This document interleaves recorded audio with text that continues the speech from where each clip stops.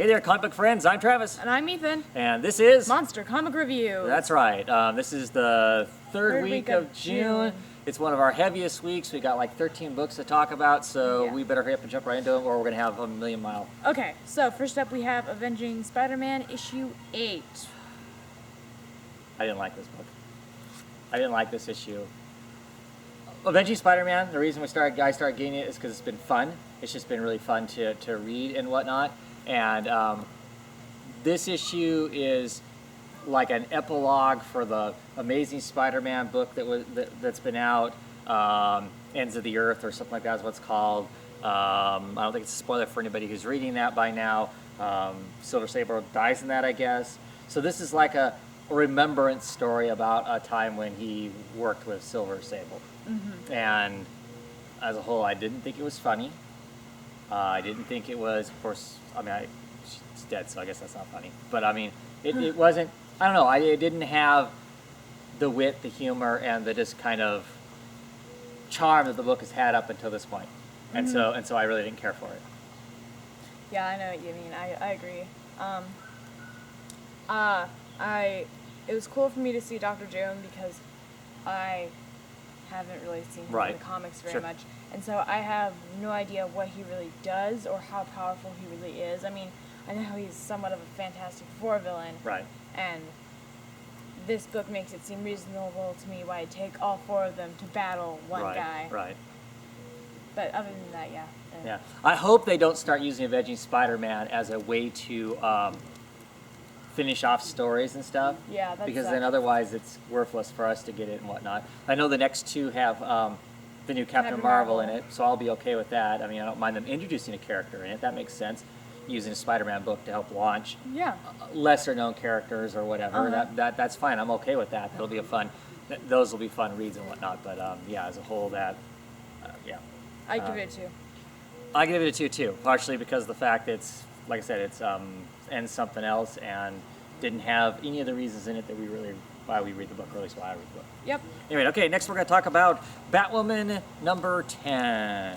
Well, this is a pretty awesome cover. Yeah, J.H. Williams cover. Uh-huh. Yeah. It's Batwoman, she's, I guess still see it, never mind.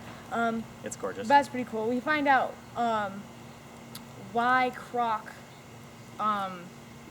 is all mutated and insane and less man-like, more crocodile.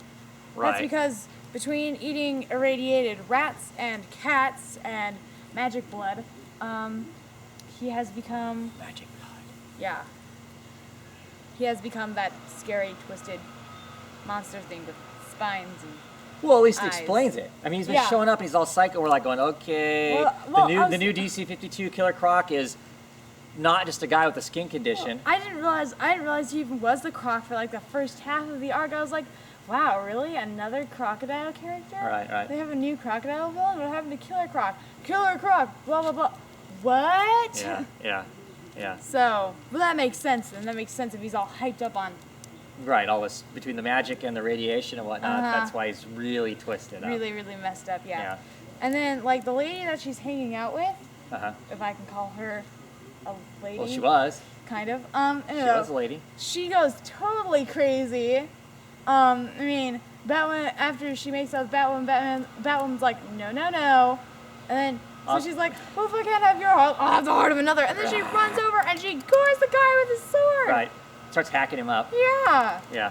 Batwoman's just like, what? No. That was insane. That's kind of cool.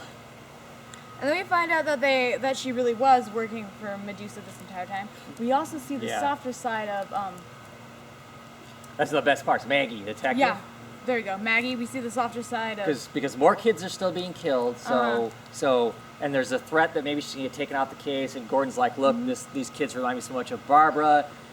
You imagine that you have a daughter, Maggie, and that this is happening. Blah blah blah blah. And then you go get them. You go get it. And then she walks away, and you find out. What does she do? She makes a phone call. She does have a daughter, it seems. Yeah. Or a kid or something. I thought part of the I agree. And then at the end of this, what's her face becomes what's his face. Yeah, a little gender swap in there. And suddenly she becomes her brother. Yeah, and did you notice her? She has those two Little- like moles under one side or whatever, They under one side. They switch sides. Yeah, I don't know. I thought it was pretty cool. that was creepy. It is creepy, but creepy cool. I guess. It's like, oh yeah, now I'm a guy. Okay. Yeah, I don't know. I'm still liking the story. I don't have. I mean, okay, the telling multiple stories and multiple timelines, to some degree, is starting to become a little bit fatiguing. But I'm still not having a problem with it. I'm still having. I still like it. I still like all the bits and pieces. But maybe there's too much story being told. Do you think there's too many segments? No, not really. Yeah. I'm still really liking it. The lady from the DEO, I want to say? Oh, yeah. The government lady, seeing her hang out with her. Oh, was that the soft side you were talking about? That was the soft side that I was talking about. Yeah, Chase. Yeah, because the other detective right. lady, obviously she has feelings, but Right. Chase has been hardcore and evil the entire time. But her So- agents, people who actually work for her, obviously Yeah. she's got, you know, she's gonna be. That's A little cool. bit more of That was fun cool. and shit. I I like did that. like that part too. And I like the part with where the general. Yeah. He breaks down and admits to the fact that he liked But he liked the other sister better than more than Kate. Kate, even though Kate was just like him. The whole bury the cat, Yeah. kill the cat story. That was good too. There's some good stuff Yeah. in here. Oh, yeah. I'm really liking the book. What would you give it? I'm always suspicious when writers and when somebody writes and does the art for the book, and I know he's taking breaks in between, but still. Well, but he has Blackman helps him write it too. So I'm really impressed though with their writing. That's pretty cool. Yeah, Okay, and though I'd give it a 4. I would too. The only way it would get a 5 is if, of course, J.H. Williams was the one doing the art on it. Yep. Just as an art aside, I think McCarthy does really well in the book. Yeah, I think. I don't think he's aping. I don't think he's aping J.H. Williams too much. Nope. And I think it works. I think it works out really well. Yeah. Yep. Okay, so what's next? Next up we have Birds of Prey, issue 10. What'd you think? Toxic warfare. Yep. Okay, let's talk Travel Foreman art first. His freakish plant things and whatnot, when that's all, Look awesome. looks awesome because it really worked well in Animal Man. It's unfortunate that Animal Man didn't work for him because I think that's a better match for him than Yes. than Birds of Prey. His people is. in this were a little shaky. They're not consistent, right? No. Yeah. So that's kind of a problem that they're not consistent. I do still like the book. I like Travel Foreman. I'm just not as excited about these people. And it's not the fact that he's not making them look like hot babes, because of course it's a book with a whole bunch of attractive women in it. No. But that's not my issue. It's just they the fact look is yeah. And I know there needs to be a fine line between having superheroines with big poofy hair, right? And superheroines where it looks like they've been hit with a bucket of water. Because isn't that what they look like to me? Yes. Because he has their hair hanging more naturally, and I don't want him to block my beautiful face. Yeah. Anyways, You're welcome. Yes. I understand he's drawing it to make them look like their hair hangs naturally, but it almost looks like their hair is like completely dead. Yeah. Kind of a thing. It's weird. But besides that, I like this book. I'm not sure about this story. I still feel like we've kind of dropped story threads. Now we just kind of keep hinting at the fact or making these off-color comments about the fact that Canary killed her husband or did something or whatever, but it's never. I'm assuming that maybe her husband wasn't the best of guys, and even though he was pushing her to use her canary cry. Well, we can guess all that stuff. I know. I mean, so I'm assuming, I don't want to quite say obviously, but I'm pretty sure that she probably killed her husband with a canary cry. Maybe not on purpose, maybe on accident. We don't quite know those details Okay. yet. So talking about the canary cry, what do you think of this new focus with the canary cry? It's interesting. I think it's kind of cool. I think it's kind of cool to let's branch it out. What if she could focus it better than what she was? I love the fact she nukes the missile that's the incoming missile. Yeah. That was cool. Her basically doing kind of a super jump fly with her screen. That was cool. That's cool and kind of interesting. See where that's going to go and whatnot. I like that they're working hard to try and kind of build them as being kind of on the fringe of Gotham's heroes. That obviously the Gotham hero, Batman, is kind of looks down his nose at them. Yeah. He thinks they're walking too far. That they haven't done anything totally wrong, obviously, yet, or Batman would be putting them in cuffs, right? He'd be taking them down. Of course, he's not as self-righteous. Batman right now isn't as self-righteous as Batman in the old DCU was at one point. But at any rate, but he definitely thinks they're on the wrong side of it. Yeah. You know, and so that's kind of interesting. They're working hard to make sure that that's there.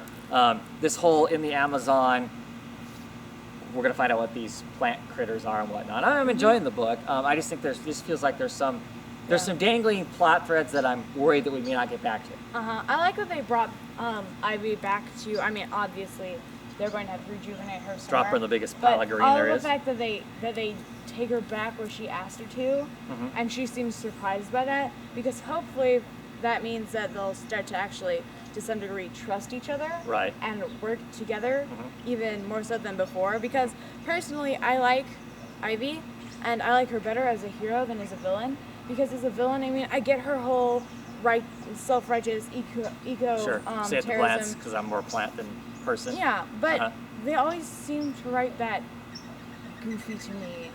Yeah. It just seems kind of, it just seems a little bit ridiculous when they write it. But when they write her as this, and she still does the same stuff that she was doing, just not as illegal. Yeah. Well, she definitely has a different personality now than she had in the old 52. You're right. In the old 52, she almost seemed like she was high a lot of the time. Do you know what I mean? She was always kind of, and I don't mean high in a bad way or high in a dumb way. She just was always kind of functioning on a different level to some degree. She was always a little out there, a little, I don't know, not self-righteous, but a little something. And now she seems more hold together. Yeah, more. I'm a person, and I have person needs. Like if she was a villain, she'd be more threatening compared to than normal. Yeah, I like her being the known eco-terrorist to some degree and whatnot. But the way they're using her in the new book and whatnot. Yeah, you're right. It's pretty cool. So what'd you rate this book? I give it a 3. Yep, I gave it a 3 too. Maybe if the art was a little better, I'd give it a 4. And if the story had less dropping parts. And for me, it's not that the art is bad. I just think that this style of book, Travel Foreman's art doesn't work as well as what it does on other stuff. Yeah. Okay.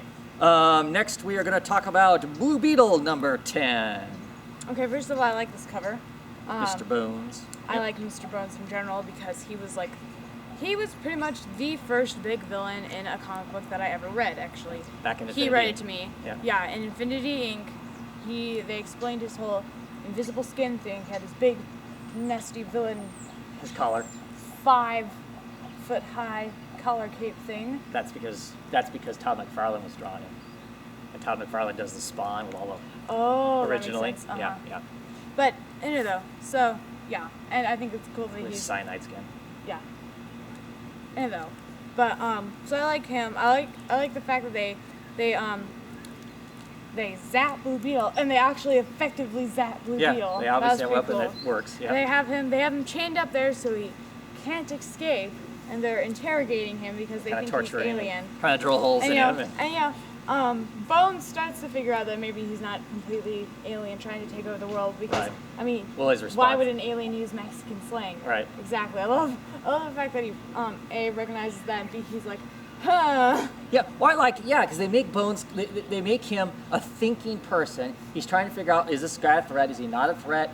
How can I use him to my advantage? Well, right. He's not just a stupid,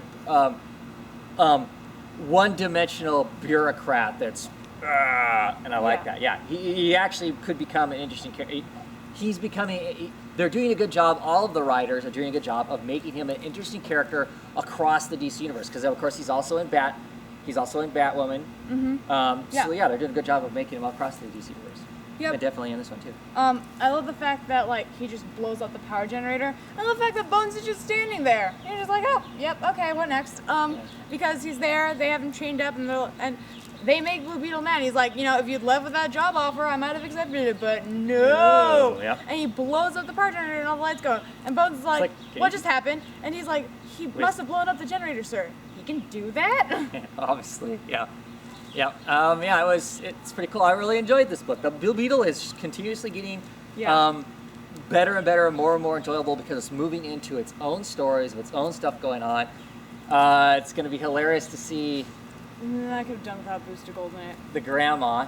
Oh, yeah, that was awesome. Grandma is like, what? He's in New York. You haven't told me. She's like giving him. Hola, mami. Yeah, giving him all kinds of crap for the fact he's let his son run off. Oh my God, that was great. That was pretty awesome. I don't know. It'll be interesting to see how Booster Gold plays in this thing. I guess I'm just not. I'd rather we have a Booster Gold book that Blue Beetle teamed up with than a Blue Beetle book where Booster Gold teamed up with him. Well, here's my thing: is they're trying to bring back the Blue and the Gold. The Blue and the Gold was Ted Cord and Booster Gold. Yeah. That's who it was. It wasn't this Blue Beetle. They shouldn't try to make this Blue Beetle the Blue and the Gold and try and use that or romanticize that or whatever. Mm-hmm. So, I mean, I'll be curious to see how they use him and what happens next and whatnot. But yeah, I don't really care about that part of it. But yeah, what would you give this book? I'd give it a solid 4, I think. You think so? Yep. I give it a fun 3. I enjoyed it, but I don't think it's a 4. Okay, what's next? Next up we have Catwoman, issue 10. Really liking the Catwoman book. This was a really interesting story.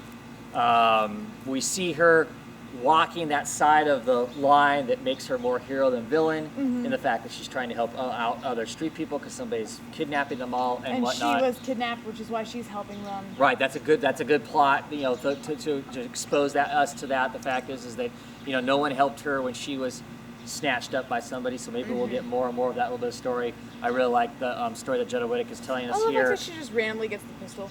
And Gilliam March is back on the art, and I like his art in it. I just like his style. I like the way he delivers stuff and whatnot. So yeah, this is just an all-around good story. You got the plot that's going on with the detectives. I knew Spark was evil. Totally called that. Yeah, at the very end there. Is he evil, or is he playing a bigger game? Well, okay, he's not necessarily... Because he's working with the bad detectives, right? Mm-hmm. So that makes him bad. But is it just a bigger game? Is it just a bigger cash flow for his pocket? Yes, not necessarily. Or is he really out to screw Catwoman? I don't know if it's either, but I knew that he wasn't necessarily the best.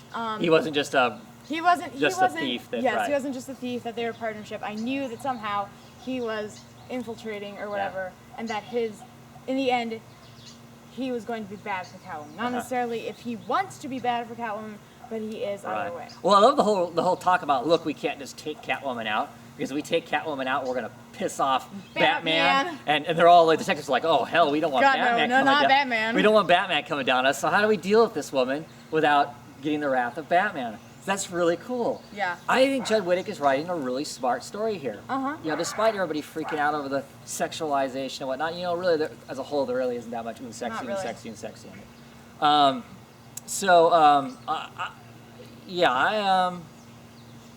Of course, the news is, he's going to be off the book come issue 0. And the city's taking over. Ooh, boy, we'll see what that ends for us. We'll see. I'll add the first couple issues to see what it is.